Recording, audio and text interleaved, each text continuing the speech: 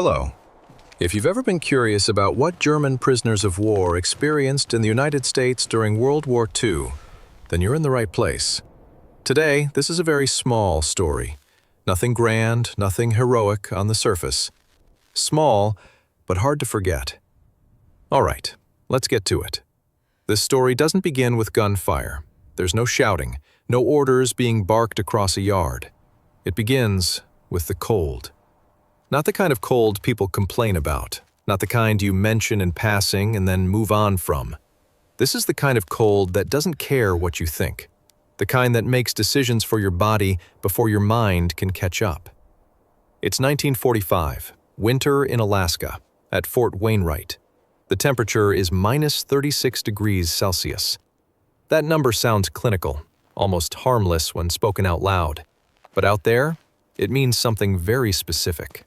It means exposed skin has a timeline. It means mistakes don't announce themselves loudly. They happen quietly, and then it's too late. She stands on the ice, not walking, not running, just standing. Her boots rest on a surface that doesn't give back. The ice is hard, slick, and unforgiving. It doesn't crunch the way snow does. It doesn't soften her weight. It simply holds and waits. When she shifts her balance slightly, there's a faint sound under her feet. Not a crack, more like a dry, brittle complaint. Her breath fogs the air. Each exhale turns white and disappears almost immediately, as if the cold refuses to let it linger. Breathing feels sharper than it should. The air going in seems thinner, colder, as though it has edges. No one speaks. The wind moves across the camp in uneven bursts. It carries fine snow sideways, not down. The snow brushes against her face, her collar, the small strip of skin at her wrists where fabric doesn't quite meet glove. The sensation isn't painful at first. It's dull, almost distant. And that, more than anything, is what makes it dangerous. Standing still doesn't feel dramatic. It feels ordinary. And that's the problem. At minus 36 degrees, motion matters. Movement keeps blood moving. Stillness lets the cold settle in and claim ground quietly. But no one has said that out loud. No one has warned her. No one has told her to walk or to shift her weight or to do anything at all. She remains where she is. How long do you think a person can stand still at that temperature? 5 minutes? 10? Or less? She doesn't know.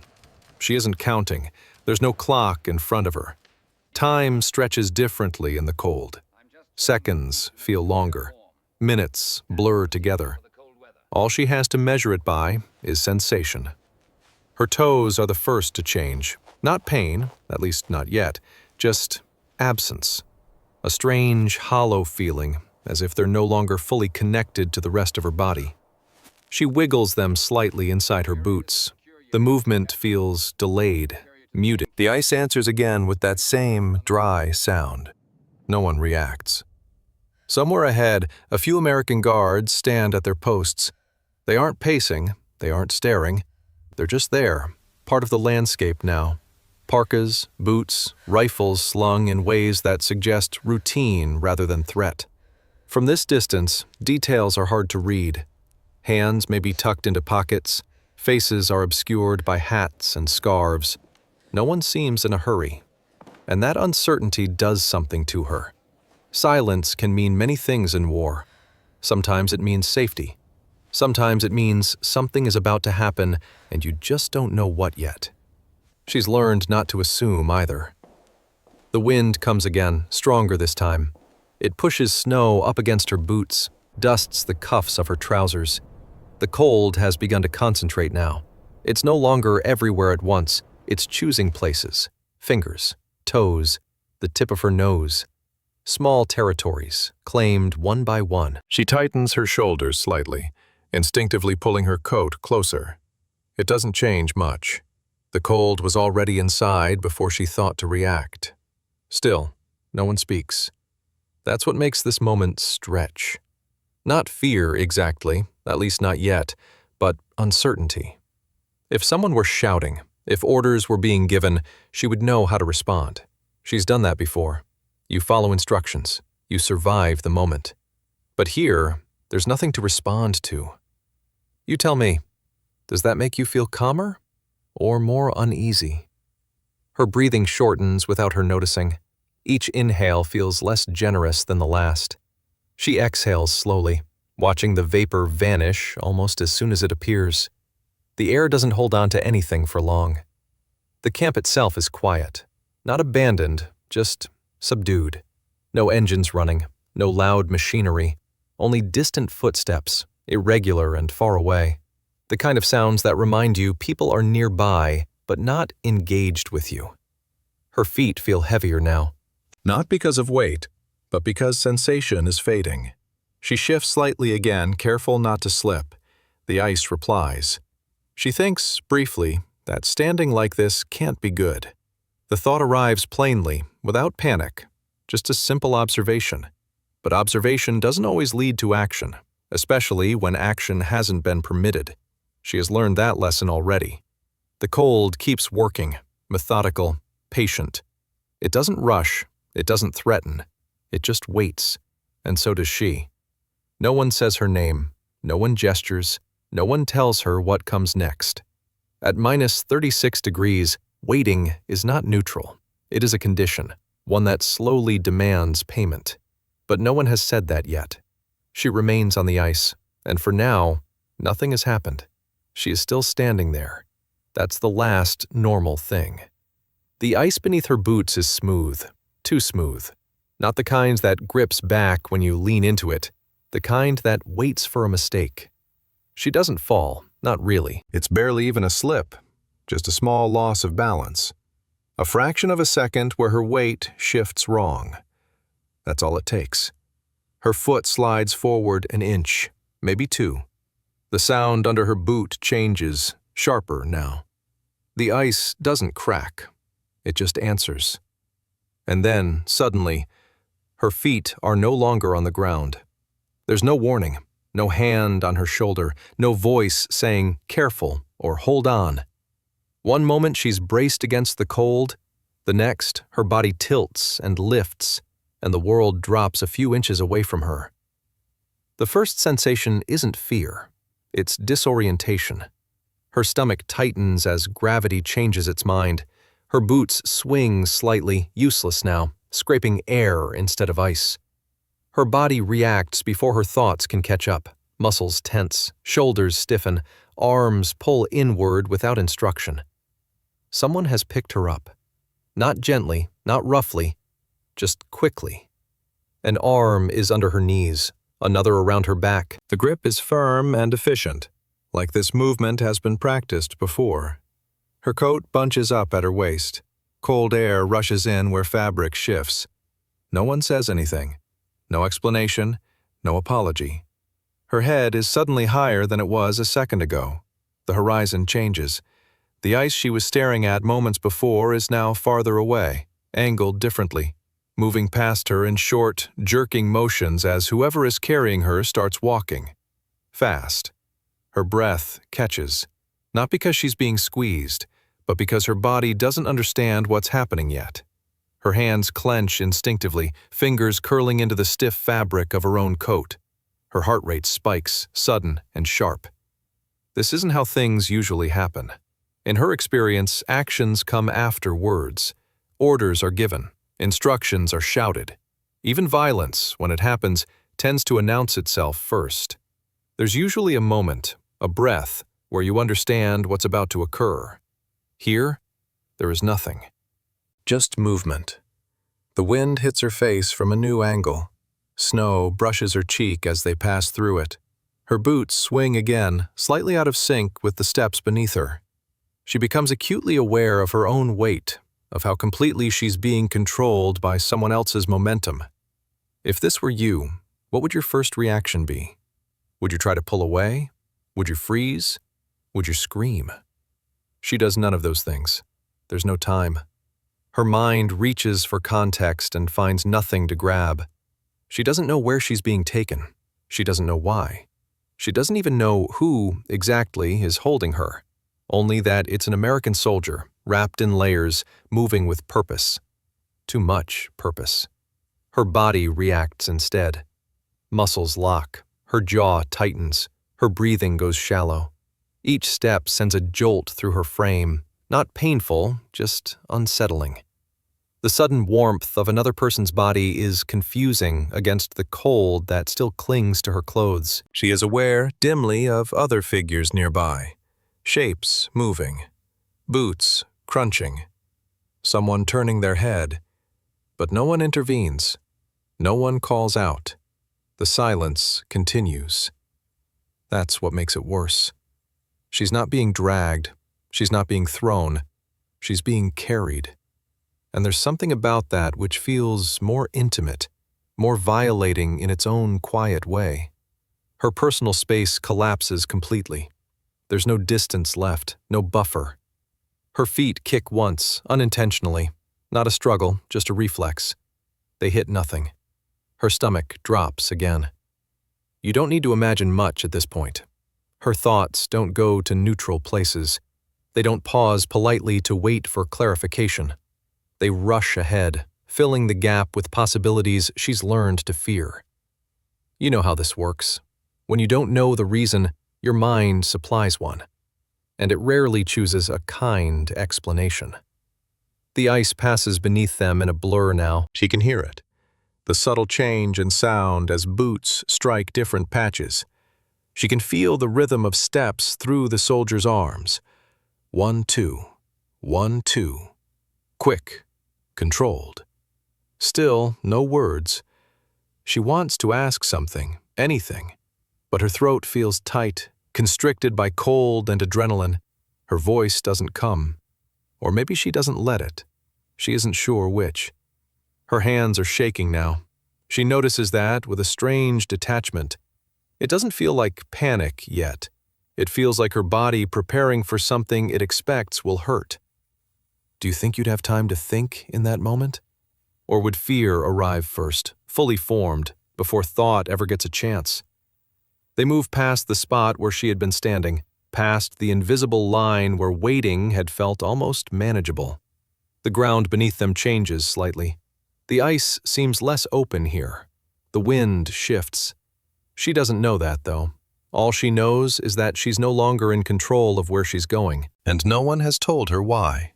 She is being carried away, and whatever explanation exists, it hasn't arrived yet. She is still being carried. That fact alone begins to change everything. The cold hasn't left her body yet. It clings to her coat, her hair, the edges of her boots. But now there's something else layered on top of it. Movement without permission. Direction without explanation. The wind hits her face as they pass through it, then shifts again, then disappears for a moment as something blocks it. She doesn't know where they're going. That's the problem. They move through the camp without ceremony. No one stops them. No one calls out. No one asks what's happening. The ground beneath them changes. Less open ice now, more packed snow, but she can't see enough to understand what that means. Her field of view is limited by the angle of her body and the way she's being held. Her head is turned slightly to the side. All she can see are flashes, boots passing by, the hem of a coat, a blur of white and gray. She tries to lift her chin, just a little, but the movement feels wrong, exposed. She stops. No one speaks. The silence grows heavier with each step. In her experience, silence is never empty. It always means something is being decided without you, something you're not part of, something you'll find out about too late. She waits for a voice. It doesn't come. There is no explanation, no reassurance, not even a warning. The man carrying her doesn't look down. At least, she doesn't feel him look. His grip doesn't change. His pace doesn't slow. Whatever is happening, he's already committed to it. Her thoughts start to run. They don't line up neatly. They overlap, repeat, circle back on themselves. Her mind looks for patterns the way it always has during the war, by pulling from memory, from other moments when understanding arrived too late. She remembers being moved without being told why. She remembers silence before punishment, She remembers the feeling of being handled rather than addressed. Those memories don't arrive gently. They push in all at once. This is how fear works when it has time to breathe. It doesn't need pain. It doesn't need shouting. It only needs uncertainty. The warmth of another body against hers feels wrong, not comforting, disorienting. She can feel the pressure of the soldier's arm beneath her legs, the solid weight of him at her back. It's too close, too intimate for a situation she doesn't understand. Her body stiffens further, as if bracing for impact that hasn't happened yet. She tells herself not to move. Movement could make things worse. Movement could be interpreted. She's learned that lesson already. Stillness, even now, feels safer than resistance. But stillness doesn't stop her thoughts. They keep going faster now. Why her? Why now? Why without a word? She tries to reconstruct the moment before she was lifted, the slip, the sound of the ice. Was that it? Did she do something wrong? Did someone think she was trying to run? The questions stack up, one on top of the other, none of them answered. You know how the mind behaves when it doesn't have facts. It fills the space, and it rarely fills it with mercy. She feels herself being turned slightly as they move, his steps adjusting to uneven ground. Her boots swing again, close enough to brush against something hard. A crate, maybe. A step. The jolt makes her flinch. Still, no words. The camp around them feels different now. Closer. More enclosed. The open space of the ice gives way to something narrower. The wind doesn't cut as sharply here. Sound carries differently. Footsteps echo faintly. She notices that, and immediately wonders why. Is this where they take people? The thought forms before she can stop it. Her breathing becomes shallow. She can hear it in her own ears now, loud and uneven. She tries to slow it down, but her body doesn't listen. Adrenaline has already taken over, flooding her system without permission. She thinks of stories. Not specific ones, just fragments. Warnings passed quietly. Things people don't say out loud, but remember anyway. Her imagination doesn't need detail to do its work. It only needs direction. And right now, everything points the same way. Do you believe silence can be more frightening than shouting? Because in silence, anything is possible. If someone were yelling, she could anchor herself to the sound. If someone were angry, at least she would know the shape of it. But this absence of emotion, this efficiency, leaves too much room. Her fingers curl tighter into the fabric of her coat. She feels them trembling now. She tries to still them, pressing them against herself, but the shaking continues. It's not a choice anymore. She wants to ask what's happening. The words sit right there at the back of her throat. But she doesn't trust what will happen if she speaks. There's a strange calculation happening in her head, automatic, practiced. Will speaking make this better or worse? Will it draw attention? Will it invite a response she won't be able to take back? She stays silent. The man carrying her adjusts his grip slightly, higher, more secure. It's a practical movement, nothing more. But to her, it feels like confirmation of something she doesn't want to name. His arms don't loosen. He doesn't hesitate. He knows where he's going. She doesn't. That imbalance sharpens everything. Her mind begins to prepare her for what it believes is coming. Muscles tighten further. Her jaw aches from clenching. She feels a pressure behind her eyes. Not tears yet, just tension building, waiting for a reason. Her thoughts start to repeat themselves now, circling the same ideas in slightly different forms. This isn't right. Something is wrong. This shouldn't be happening without explanation. But explanations are a luxury. She knows that too. War teaches you that clarity is optional. They pass another figure. She catches a glimpse of a face turning briefly in her direction. There's no expression she can read, no signal, just a glance that moves on. No one intervenes. That silence from everyone lands heavier than anything else. When no one objects, the mind assumes the worst reason. She imagines doors, She imagines rooms. She imagines being set down somewhere she won't easily leave. None of these images are clear. They don't need to be. They only need to feel possible. Her body prepares anyway. You tell me, when you aren't given an explanation, how do you usually explain things to yourself? Do you choose the most generous answer, or the one that helps you brace for impact? Her chest feels tight now, not from the cold, but from the effort of holding herself together. She focuses on the rhythm of the steps beneath her. 1, 2, 1, 2. She counts them, not to measure distance, but to keep her mind from running too far ahead. It doesn't work for long. The past keeps leaking in. Other moments, other places. The memory of being powerless in motion, of being moved without consent, without context. Those memories don't announce themselves politely. They arrive already loud. She swallows hard. Whatever this is, it's already too late to stop it. That's what fear convinces you of first. They slow slightly, then turn. The change in motion makes her stomach drop again. She grips her coat tighter, her nails pressing into fabric, searching for something solid that belongs to her. Still, no one speaks. Still, no explanation comes. By now, her fear has shape. Not a clear one, but a direction. And in her mind, there's no room left for neutral outcomes. She believes she knows how this ends. She believes that whatever is about to happen next will not be kind. She believes this because nothing has been said to prove otherwise, and that belief settles in her chest, heavy and immovable, as they carry her forward into the unknown. She is certain now. Something terrible is about to happen.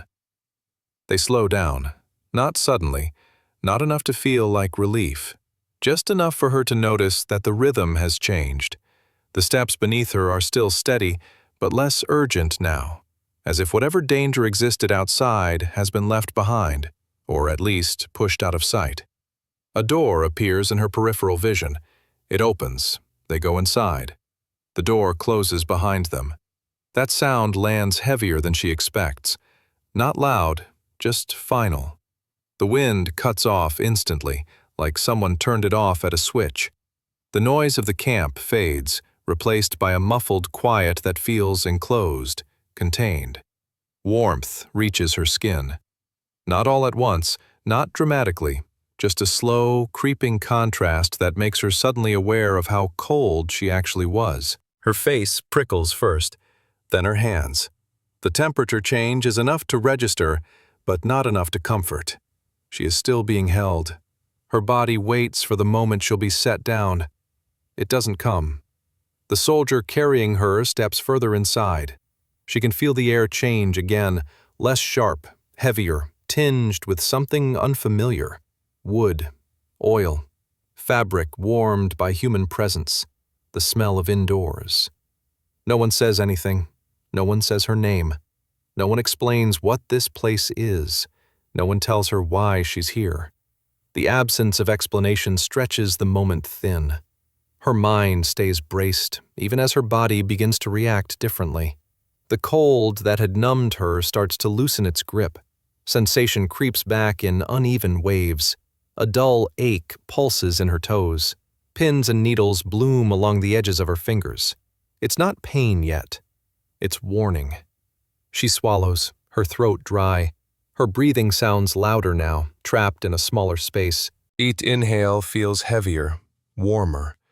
But that only makes her more aware of herself, of how exposed she feels in this new environment. Still, she isn't put down. That detail starts to matter. If this were over, if whatever had prompted this had passed, wouldn't they have set her down by now? She listens for voices, for footsteps approaching, for any sound that might explain what's happening.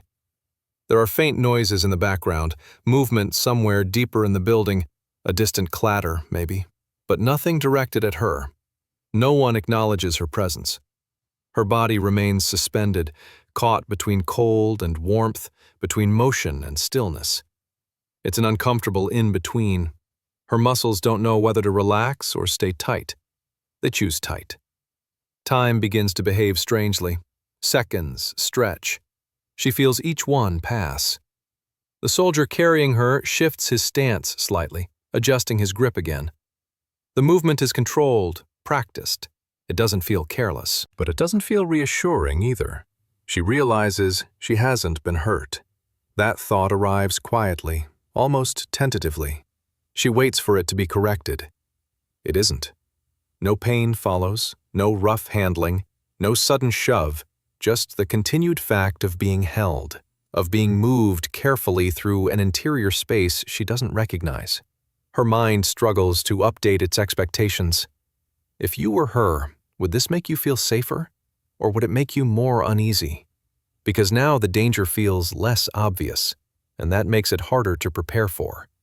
She notices the warmth again, this time more insistently. It seeps into places the cold had claimed, stirring sensation she'd almost forgotten was missing. Her toes throb dully now, not enough to scream, just enough to demand attention. Her body responds without consulting her fear. Blood begins to move again. Nerves wake up, one by one. Each returning sensation feels slightly wrong, exaggerated, like the volume has been turned up too high. She winces, despite herself. No one reacts. The soldier carrying her doesn't comment, doesn't slow, doesn't acknowledge the small movement of discomfort. Whatever his purpose is, it hasn't changed. That consistency is unsettling. She tries again to piece things together.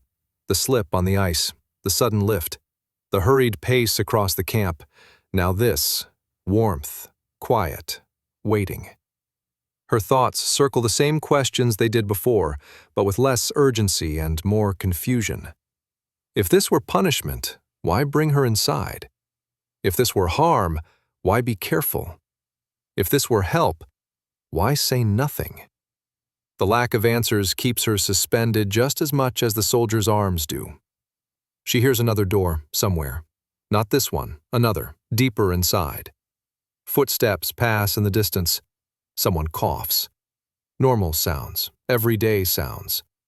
The ordinariness of them feels strange. War has trained her to associate fear with noise, commands, engines, raised voices. This quiet, routine interior feels disconnected from the danger her mind insists must still be coming. But her mind hasn't let go yet. Fear doesn't retreat all at once. It waits for proof.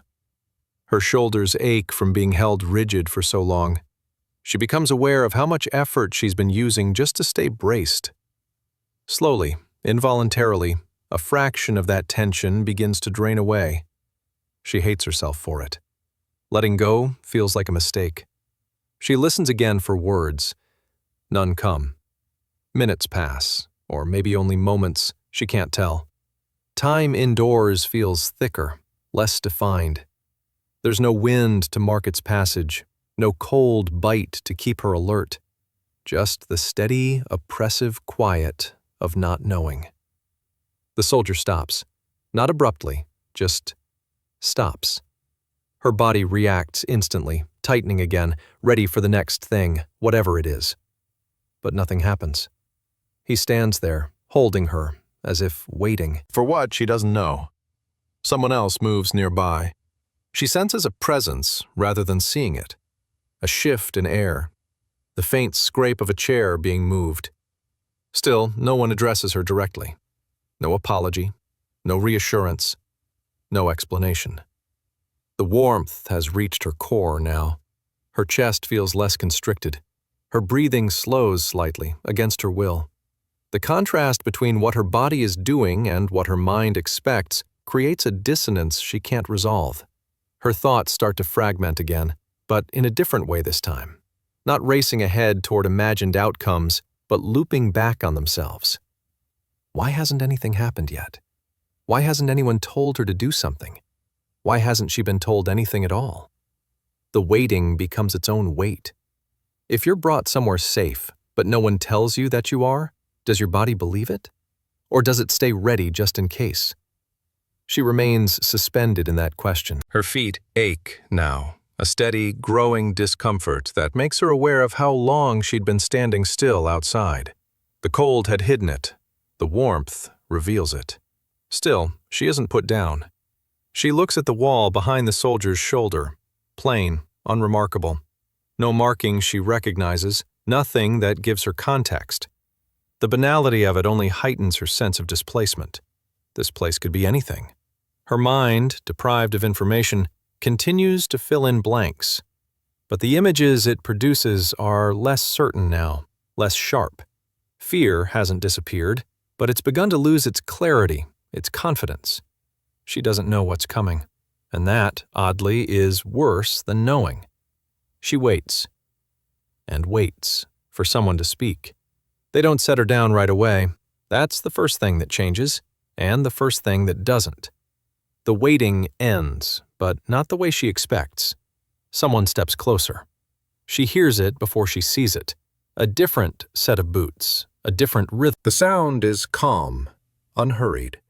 It doesn't match the urgency that carried her across the ice minutes ago. A voice speaks for the first time. Not loud, not sharp, just there. It's not addressed to her. Hold her there. The words are simple, practical. The kind of sentence that assumes cooperation, not resistance. The soldier carrying her adjusts his stance slightly, angling her body just enough to give someone else access to her feet. That's when she realizes where the attention is. Not on her face, not on her hands, on her boots. Someone crouches. She can't see the face clearly, only the movement. Hands, gloved, steady, reach for the laces. Fingers test the leather briefly, pressing, then pulling back. There's a pause. Not a dramatic one, a professional one. Her mind braces anyway. The boots don't come off easily. The laces are stiff, frozen into place. When they're pulled, they don't flex the way they should. They resist, like something that's lost its ability to respond. The man crouching frowns slightly, not with concern, with assessment. He presses the toe of the boot with his thumb. There's no give. That's when she hears it. Frozen solid. The words land quietly, without emphasis, as if he's stating the weather, as if this is a condition, not a crisis. Another hand touches her ankle, bare skin meeting cold fabric. The contact makes her flinch, not from pain, from surprise. Sensation is returning now, uneven and sharp. A dull ache pulses beneath the numbness, deeper than the surface. Her body reacts before her mind catches up. A sharp inhale, a tightening of her jaw. The man looks up briefly. "Careful," he says. Not to her, to the soldier holding her. Then he speaks again, to no one in particular. "She couldn't stay out there." That sentence hangs in the air, not as comfort, not as explanation, just fact. The man straightens slightly, one knee still on the floor. His eyes move from her boots to her face, then back again, as if checking alignment between what he sees and what he expects. He doesn't ask her how she feels. He doesn't apologize. He just says it. Blood wasn't moving anymore.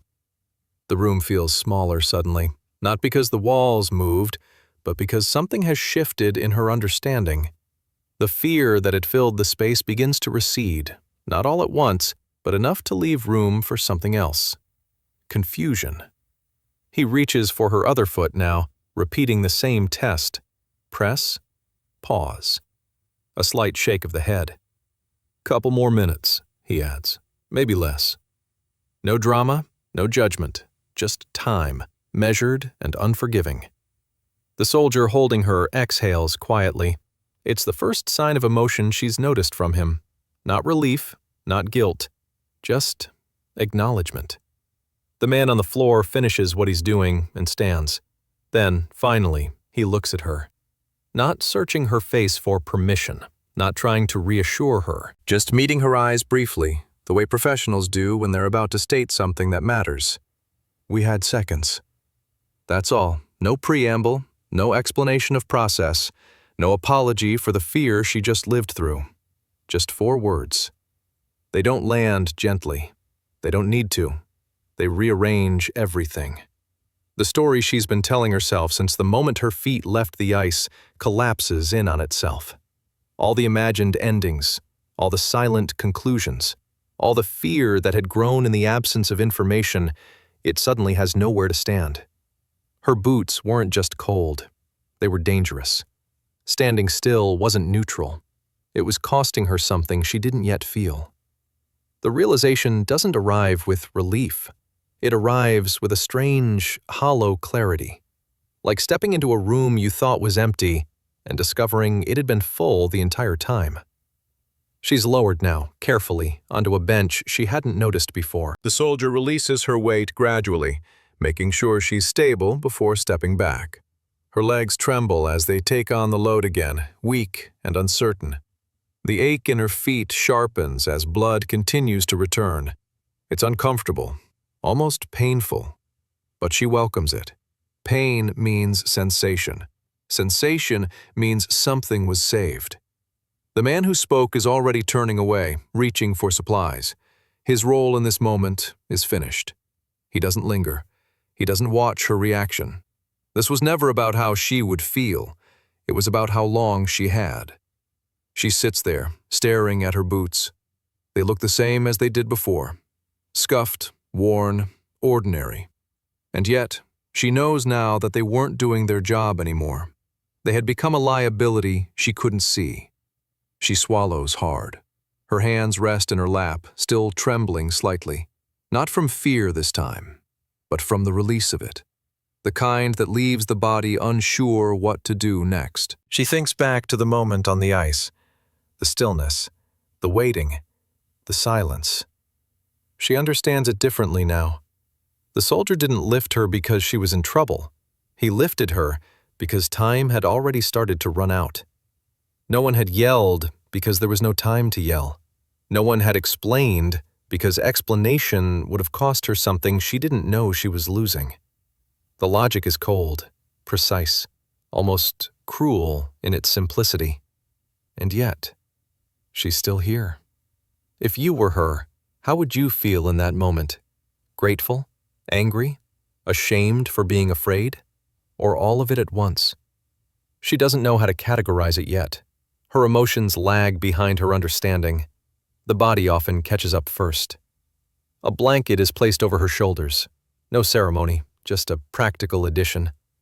She doesn't look up to see who did it. The room resumes its quiet rhythm. People move. Tools are set down. A door opens somewhere, then closes again. Life continues. The fear that had felt so certain only minutes ago now feels distant, almost unreal. Not because it was imagined, but because it was based on missing information. Everything she was afraid of was never there. And the thing that saved her came before words ever had the chance to. It starts in her feet. Not all at once, not cleanly. The pain comes back uneven, like something waking up from too deep a sleep. First, a sharp sting in one toe, then another, then a spreading heat that doesn't feel warm at all, just loud, insistent, alive. She inhales sharply. Her shoulders rise before she notices. Her hands grip the edge of the bench without instruction. The blanket slides a little, but she doesn't adjust it. All her attention is pulled downward, into a part of her body she had almost stopped thinking about. The ache intensifies. It's not the kind of pain that asks for sympathy. It doesn't announce itself. It just sits there and grows, pulse by pulse, reminding her of something very simple. Blood is moving again. Her body responds before her emotions do. A reflexive tightening, a shallow breath, a brief wince she tries and fails to suppress. She tells herself to stay still. Movement might make it worse. Or better. She isn't sure. No one rushes to her. No one tells her to breathe. No one asks how she's feeling. And that, somehow, makes it easier. The pain becomes more specific now, less diffuse. She can feel the outline of her feet again, the shape of her toes inside the boots. Sensation returns in fragments, pins and needles, pressure, a dull throb that comes and goes. She exhales slowly. Her breath shakes a little. That's when it happens. Not a sob, not a gasp, just a tear.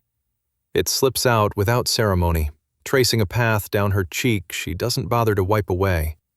She doesn't notice it at first. She's too focused on staying present, on not tensing up against the pain that keeps shifting shape. Then another tear follows, and another. She realizes, distantly, that she's crying. Not loudly, not dramatically, just quietly, steadily, like something inside her finally found a release valve. It surprises her. She thought the fear would do this. She thought if she ever cried, it would be in the moment she was lifted off the ice, or when the door closed behind her, or when the silence stretched so far she couldn't see an end to it. But she didn't cry then. She cries now, after the explanation, after the danger has passed, after she's been told, plainly, without softness, that she had seconds.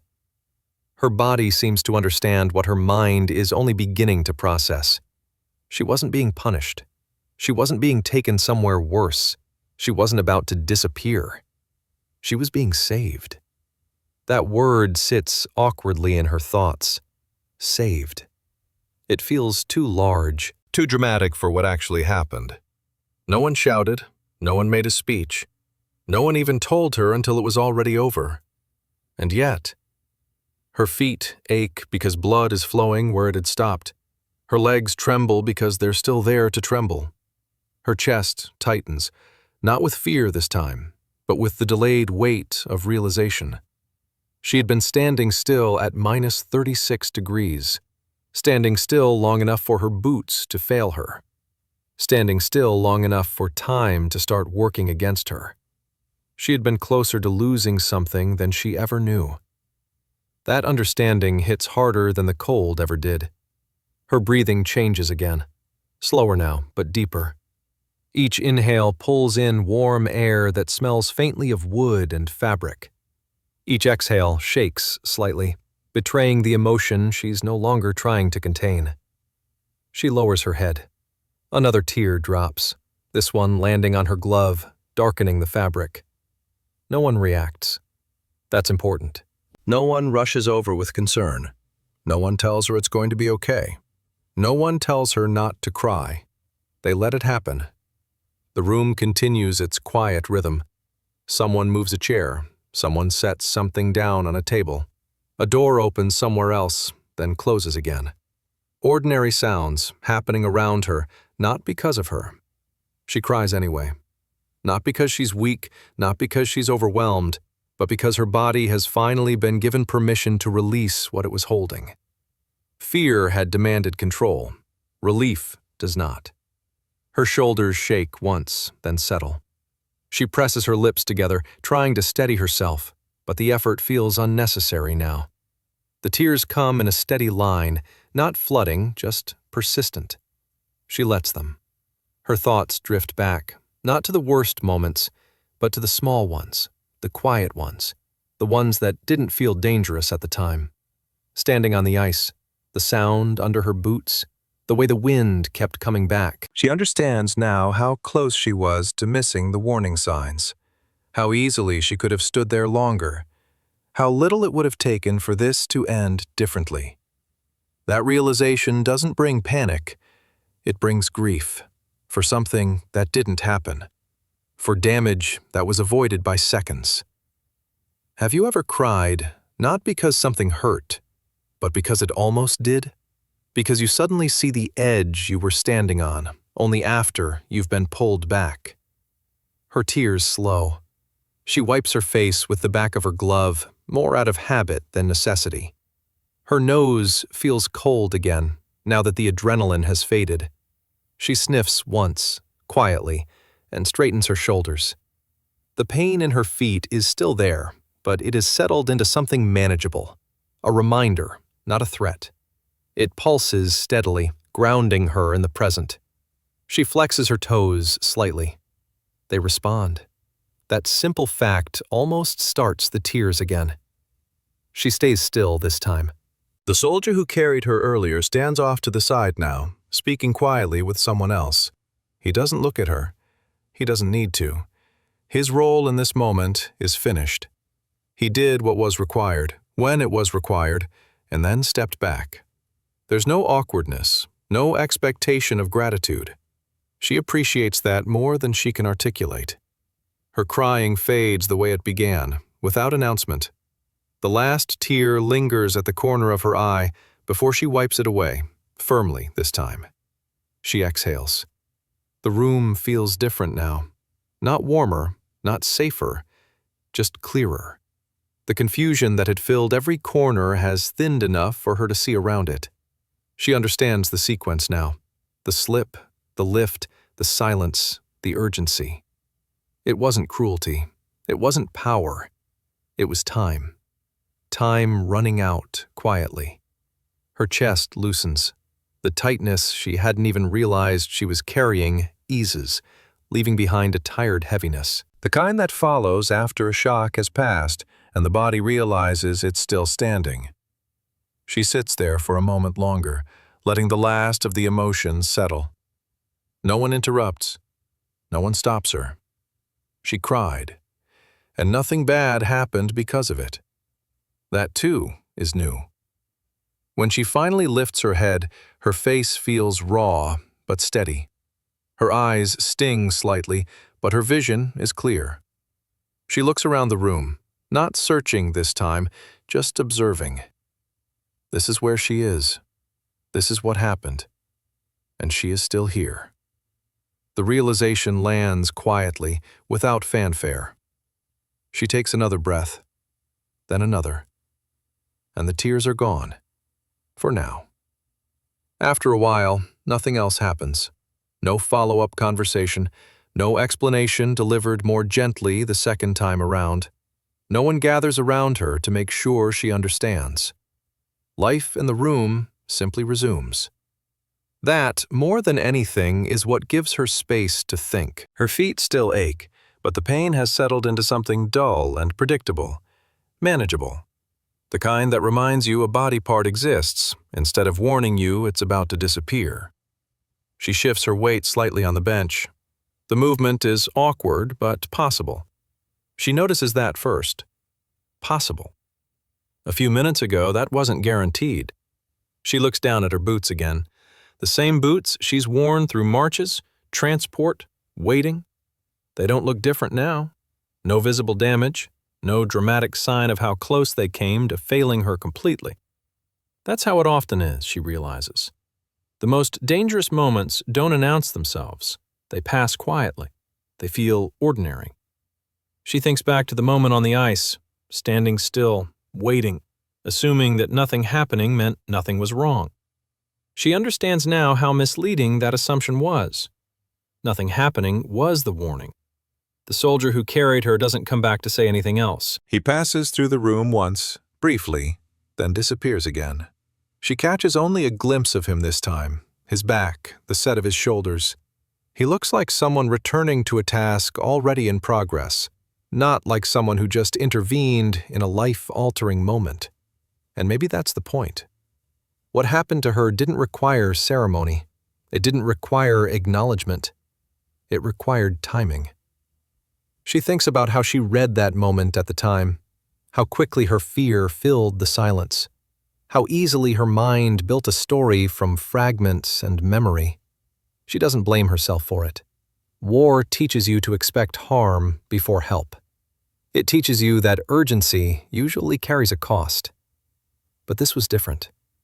No one raised a voice. No one used force to make a point. No one tried to scare her into obedience. They acted first. They spoke later. And when they did speak, it was brief. We had seconds.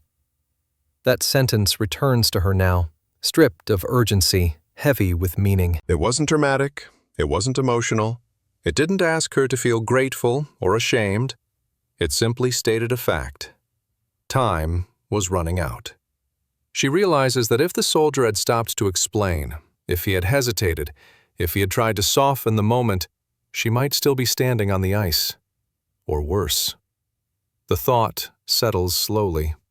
Not every rough action is meant to hurt. Not every sudden movement is an act of violence. Some things look harsh because they don't have time to look gentle. That idea doesn't arrive like a revelation. It doesn't demand that she change how she sees everything. It just sits there, quietly, rearranging one small corner of her understanding. She had been afraid because she didn't know. They had acted because they did. Both things can be true at the same time. She thinks about America, not as a place, but as an idea she's been carrying since she arrived. An idea built from rumors, distance, assumption. That idea has shifted before, in small ways. A meal that was larger than expected. A guard who didn't shout. A routine that wasn't designed to humiliate. This moment fits into that pattern. Not kindness as performance, kindness as urgency. She doesn't romanticize it. She doesn't frame it as mercy or compassion. That would feel dishonest. What happened wasn't sentimental. It was practical. It was someone noticing something wrong and acting before it became irreversible. She wonders how many times that happens without being recognized. How many lives turn on decisions made too quickly to explain. Her breathing steadies completely now. The last remnants of adrenaline have drained away, leaving behind a calm fatigue, the kind that follows after something has passed and you're still here to feel it. She sits with that feeling. She doesn't try to label it. Eventually, someone tells her what to do next. A simple instruction. Stand when you're ready. Follow the hall. She nods. She complies. There's nothing remarkable about it. As she rises, she tests her weight carefully. Her feet protest, but they hold. She takes one slow step, then another. The floor is solid, predictable. It doesn't answer back the way ice does. As she moves, she carries the realization with her, not like a lesson, but like a quiet adjustment. Some actions happen before words because words would come too late. Some urgency looks violent only when you don't know what time is doing in the background. She doesn't say any of this out loud. She doesn't need to. The story doesn't end with understanding neatly wrapped up. It doesn't end with gratitude expressed or apologies exchanged. It ends with her walking out of the room on her own feet, still sore, still shaken, still alive. If that moment on the ice had lasted any longer, if the silence had stretched just a little more, do you think she would have been? The question hangs there, unanswered. The story stops. Nothing more needs to be said.